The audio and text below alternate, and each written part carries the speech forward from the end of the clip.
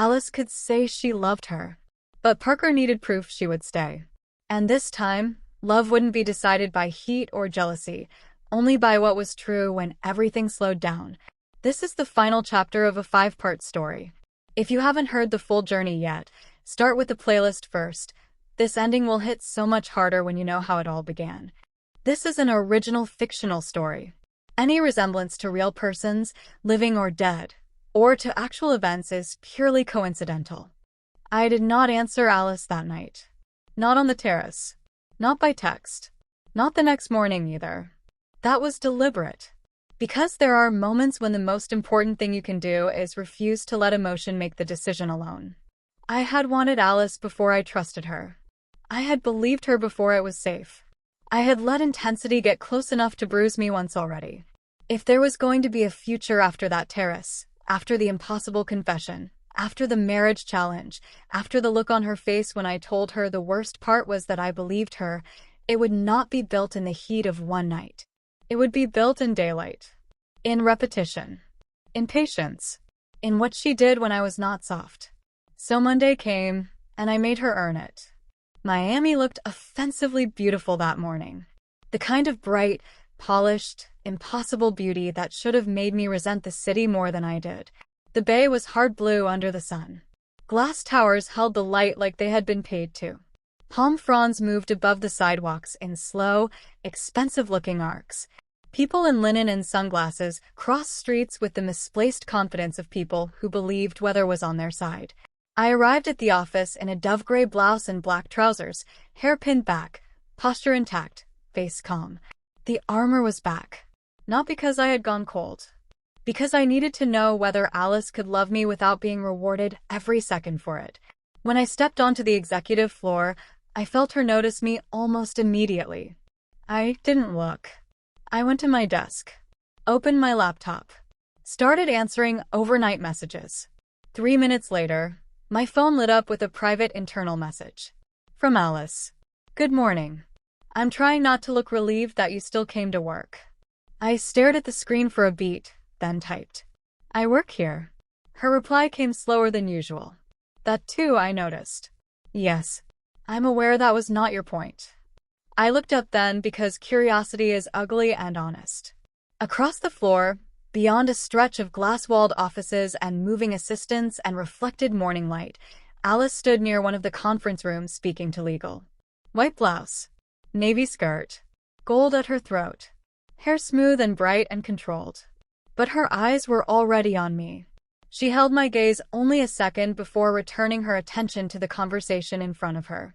No wink. No private smile. No attempt to corner the moment. It was, by Alice Bradley standards, nearly monastic. And somehow that tiny restraint did more to my pulse than one of her old smirks ever had. The next 10 days changed everything. Not in a dramatic way. That would have been easier to narrate. No, what changed was subtler and harder to dismiss. Alice stopped trying to win me in flashes. She started trying to deserve me in patterns.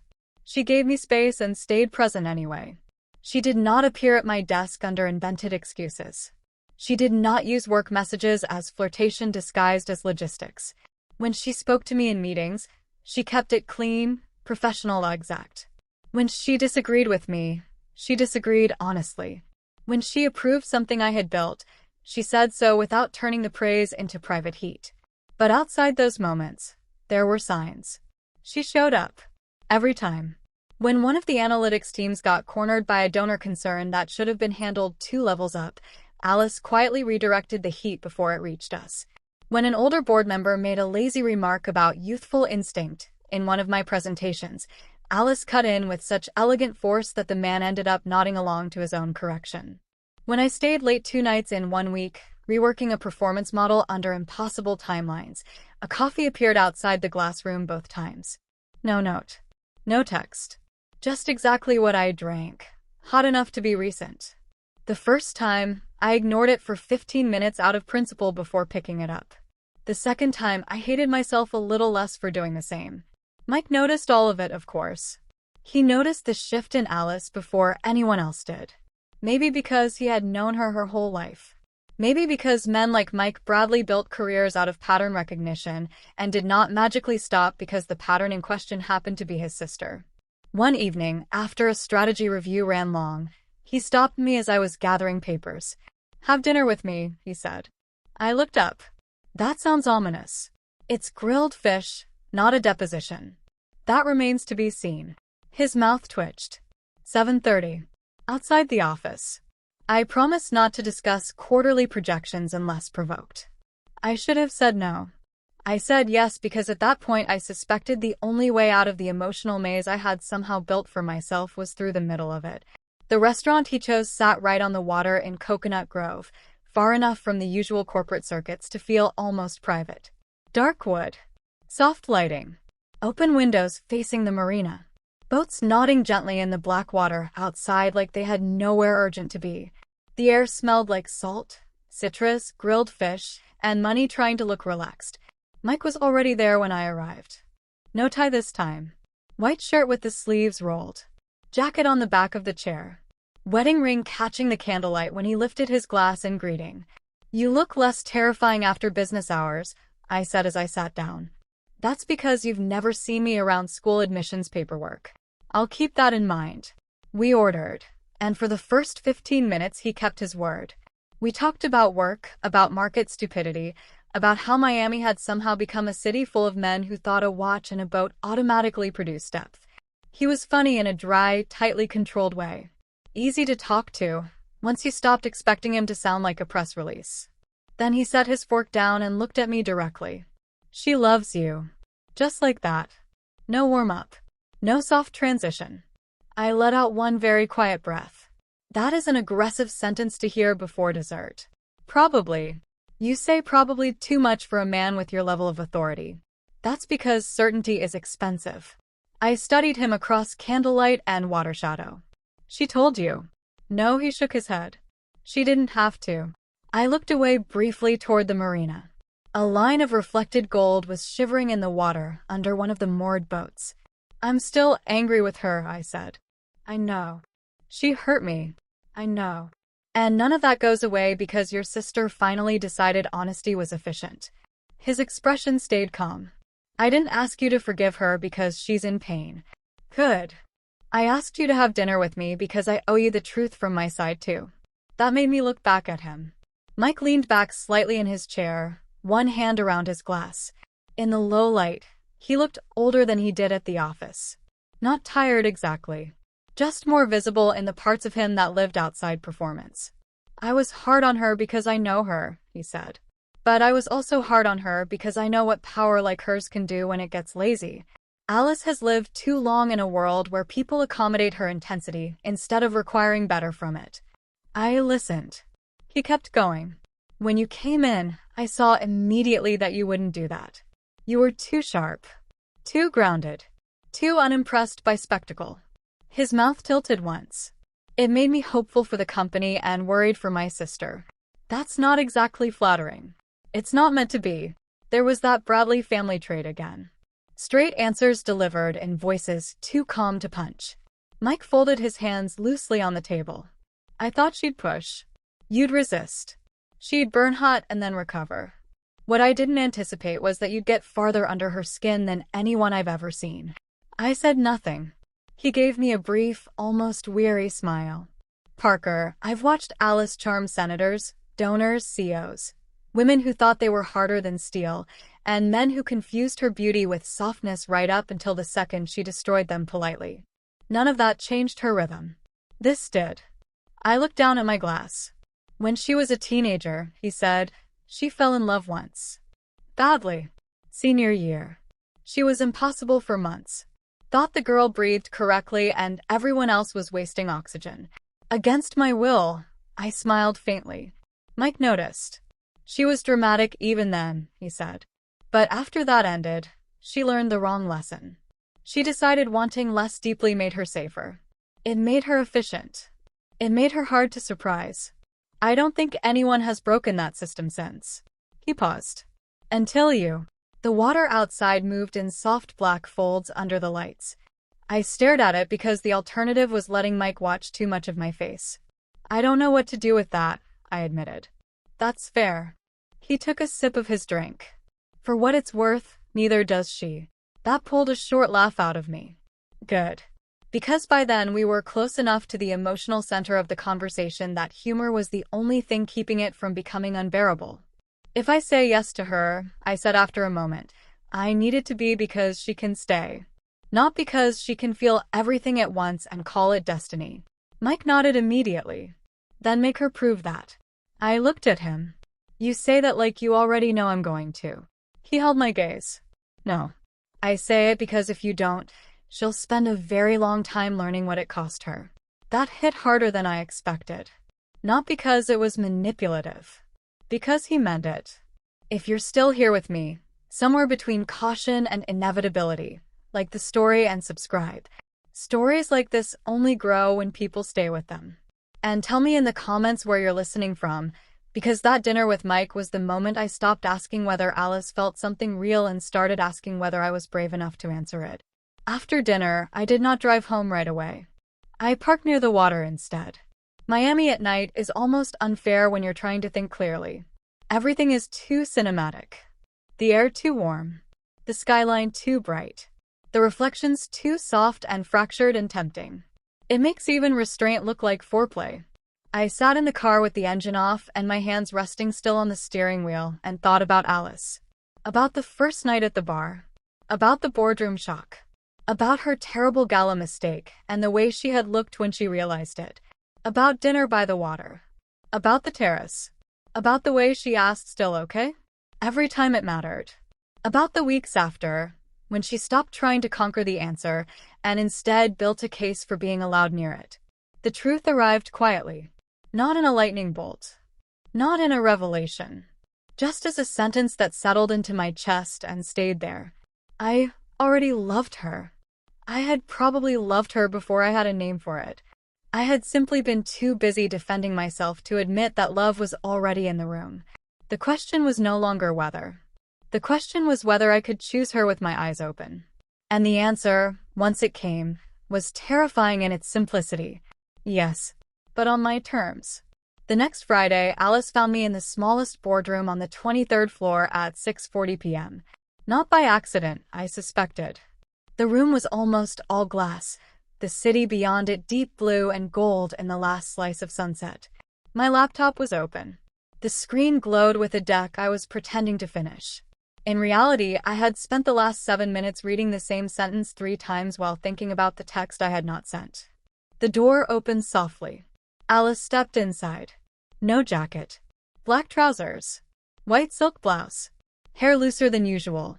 One bright strand fallen near her cheek, as if she had been running a hand through it without noticing. She closed the door behind her and stopped just inside, giving me distance immediately. That was the first thing I loved about the moment. Not her beauty. Not the way the sunset outlined her. Not the fact that simply looking at her still made parts of my body remember things in humiliating detail. The distance. The choice. The fact that she came in and waited. Mike had dinner with you, she said. I lifted a brow. Is your whole family incapable of subtlety? No, her mouth moved slightly. We just reserve it for shareholders.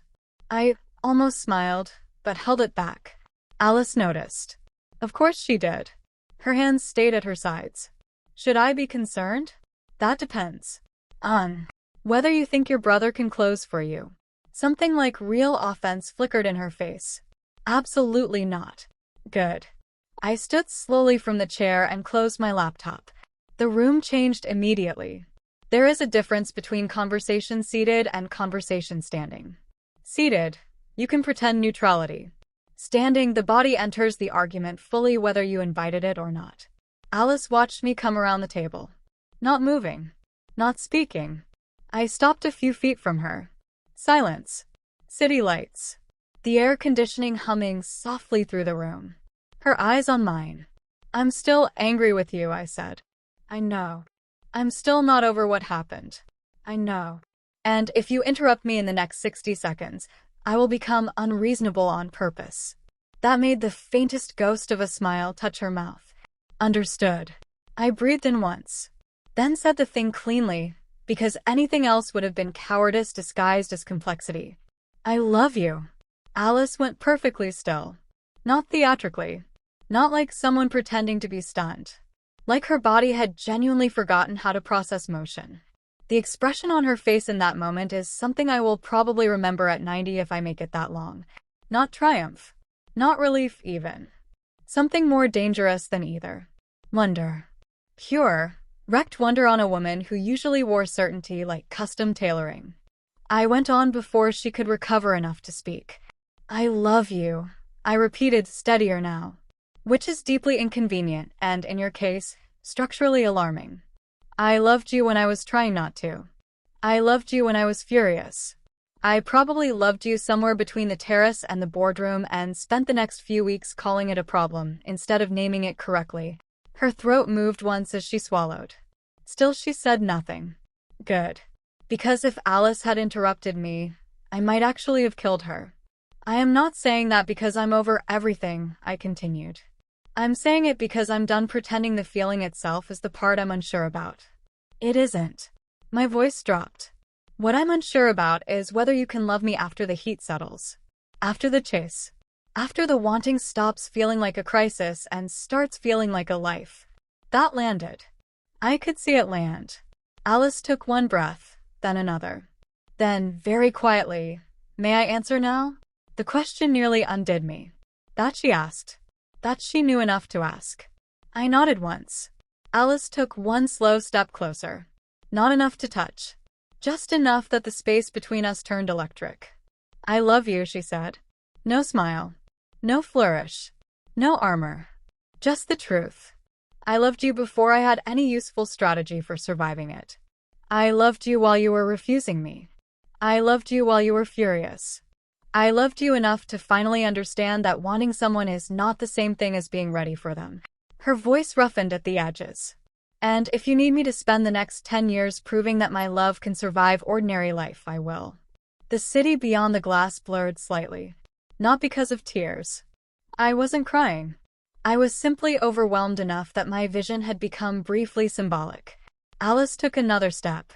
Close enough now that I could see the tiny details in her face. The faint tension beside her mouth, the way the gold at her throat rose and fell with her breathing, the fact that she looked both terrified and steady at once. I don't know how to make you a guarantee, she said. I can only make you a promise. And it's this: I will not love you lazily. I will not coast on intensity and call it depth. I will not ask for trust one haven't earned. And I will not get bored of being known by you, Parker. That isn't even remotely possible. That was the moment. The actual one. Not the terrace. Not the proposal challenge. Not the gala dance. This. A glass room above Miami, both of us standing in the remains of our pride, trying to say forever without sounding like fools. I let out one shaking breath. Then I said, "You should kiss me now." Alice's entire face changed. Not slowly. At once. Relief. Heat. Disbelief. Hunger. Tenderness. All of it flashing through before settling into something so alive it almost hurt to look at. "Are you sure?" she asked. I laughed softly, half wrecked by her and half in love with the fact that she still asked. "No," I said. "But I'm done waiting for certainty." That answer did something to her.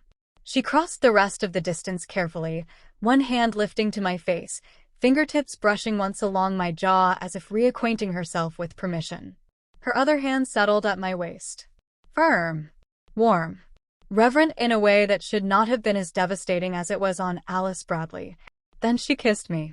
Not like the first night. Not like the terrace. This was different. This was a woman who had nearly lost me and knew it. A woman kissing with all the force of her nature still intact and all the care she had learned because of me laid over it.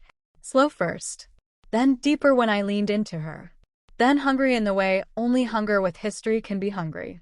My hands found her immediately, one sliding into her hair, the other gripping lightly at the silk at her side because the texture of it under my palm made the whole thing more real somehow. She made the smallest sound into my mouth, low and unsteady, and that one sound nearly wrecked the rest of my posture. We moved without speaking. A few steps. The edge of the table at my back.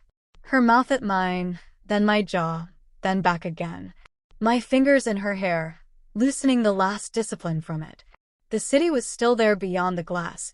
The lights of Miami spread out like evidence of every bad decision the town had ever approved. But the room itself had narrowed to heat and breath, and the dangerous relief of finally not having to resist. Alice pulled back only once, just enough to look at me, eyes dark and searching. "Still okay?" she whispered.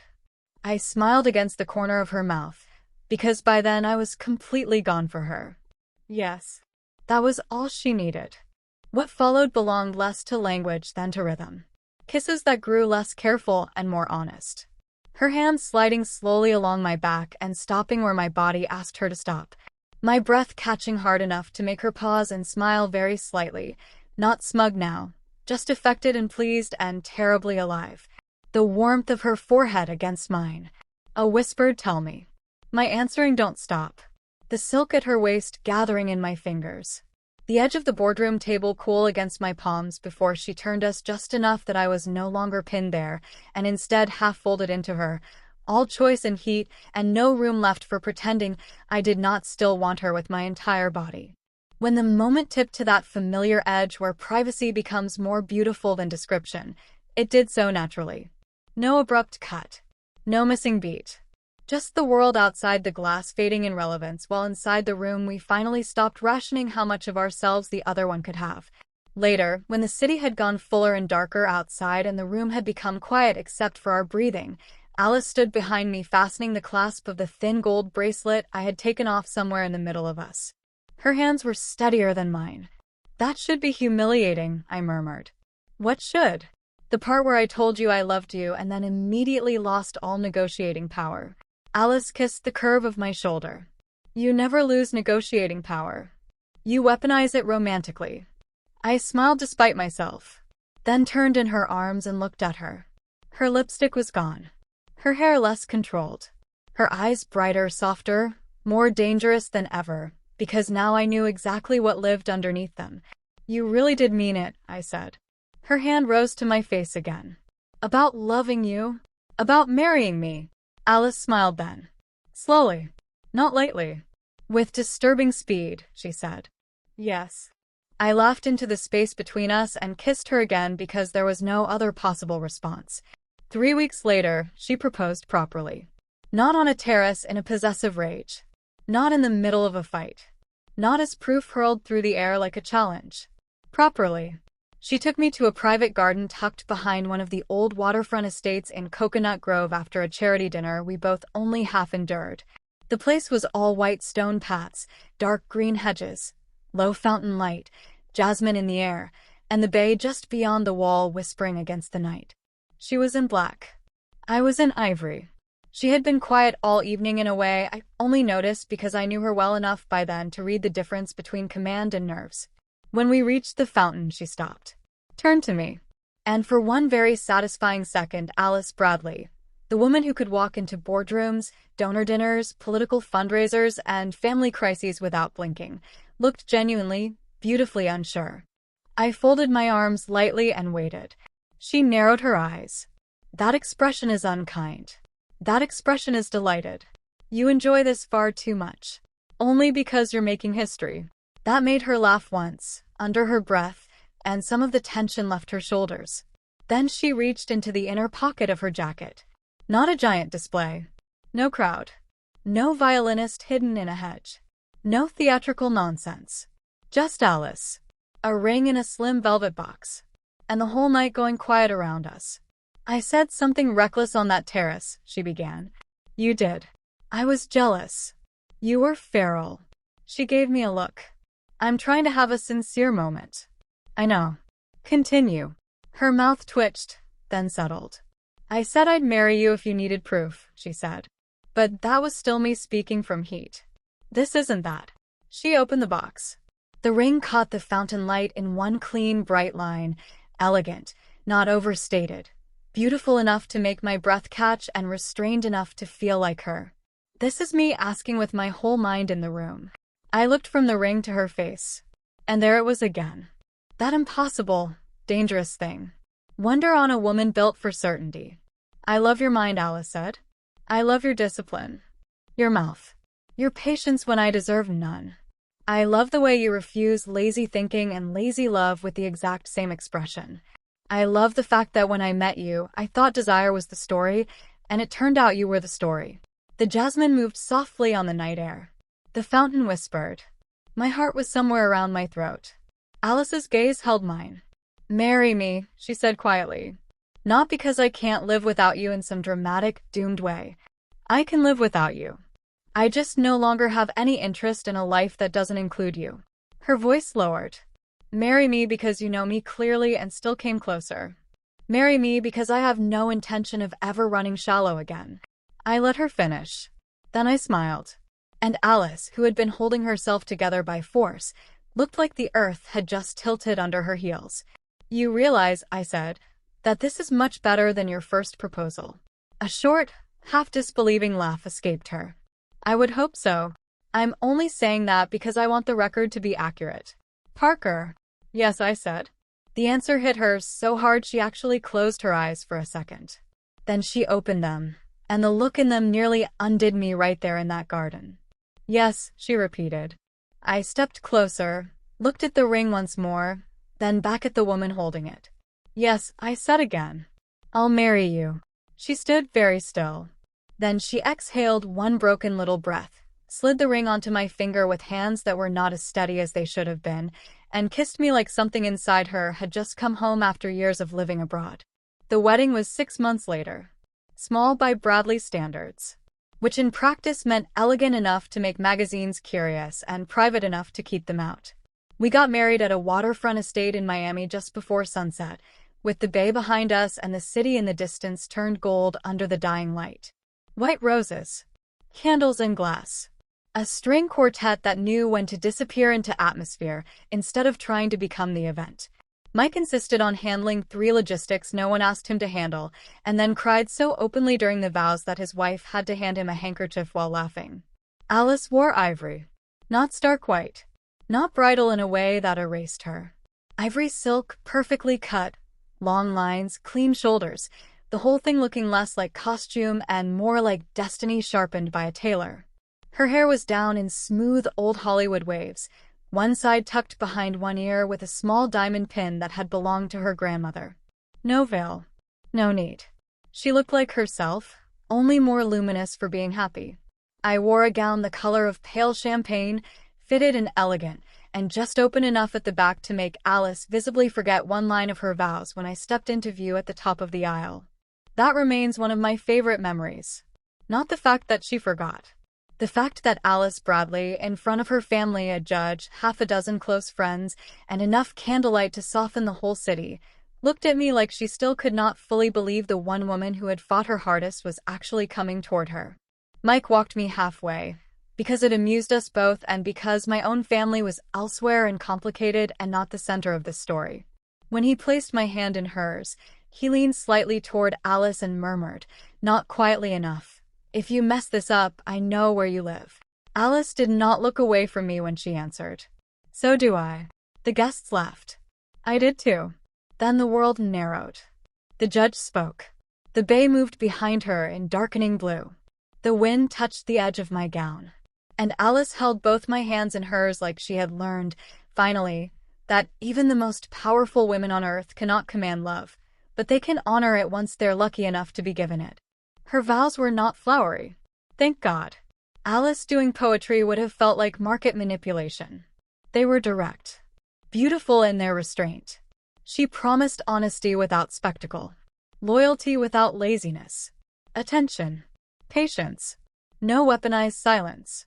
No leaving difficult truths to hallways.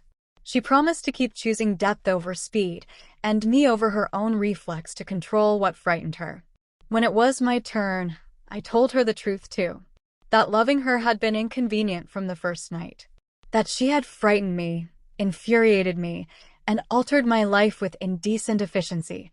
That I had fallen in love not only with her fire, but with the discipline she built around it once she finally understood that love is not proven by intensity alone. And then I told her what mattered most. "No more running," I said. Alice's eyes changed immediately. It was a private phrase by then. A whole history folded into 4 words. "No more running," she repeated. "From me," I said. Never, she answered. And then we were married. Just like that. One signature. One kiss. One impossible woman becoming my wife under a Miami sky that finally looked like it had done something useful with all that beauty. The reception glowed. There is no better word for it. Candles and glass and warm wind off the water. Tables set in white and gold. Laughter rising in waves. Mike's children running along the lawn in formal clothes and inappropriate speed. Music low enough for conversation. Then louder later when the night relaxed its spine and people started dancing like they had remembered that joy did not need a strategy. Alice and I had our first dance outside under strings of warm light while the bay moved black and silver behind us. Her hand rested at my waist. Mine at her shoulder. And the strangest thing was how calm it felt. Not flat. Not lesser. Calm in the richest sense of the word. Deep. Chosen. Steady. All the heat was still there. God knew that. But it no longer needed to prove itself every minute. It had become something stronger than urgency. Halfway through the dance, Alice looked at me with that familiar private heat curling beneath the surface and murmured, "You realize I'm about to take my wife home scandalously early." I smiled. "That would damage your reputation." "My reputation survived much worse than loving you." "That is one of your better lines." "I know." Her mouth brushed my temple. "I'm married now. I plan to become unbearable." "You already were." "And yet," she said. I laughed softly and rested my forehead against hers for 1 second while everyone else blurred around us into light and music and happiness. And that was the final truth of it. Not that love saved us. Love did not save anything. Love asked more of us than that. It asked Alice to become a woman who could stay. It asked me to become a woman who could choose without certainty. It asked both of us to stop mistaking intensity for proof and fear for wisdom. What we built after that was not easy. It was better. A life of boardrooms and baylight, of sharp conversations and quieter mornings, of Mike dropping by unannounced with one of his children and pretending it was accidental, of Alice still reaching for me in the middle of the night as if some part of her remained stunned that I was there, of me watching her loosen tie knots and cufflinks and old defenses over years instead of nights. Sometimes she still looked at me like she had on that first Sunday across the bar. Only now there was no question in it. No game. No chase. Just recognition. And the beautiful, impossible peace of being chosen, clearly by the woman who once believed peace would bore her. If you stayed with me through all 5 parts, like this story and subscribe, because that support is what keeps stories like this alive on YouTube. And tell me in the comments where you're listening from and which moment stayed with you the longest, from the rooftop bar to the boardroom reveal, the terrace confession, or the wedding vows. Wherever you are, thank you for being here.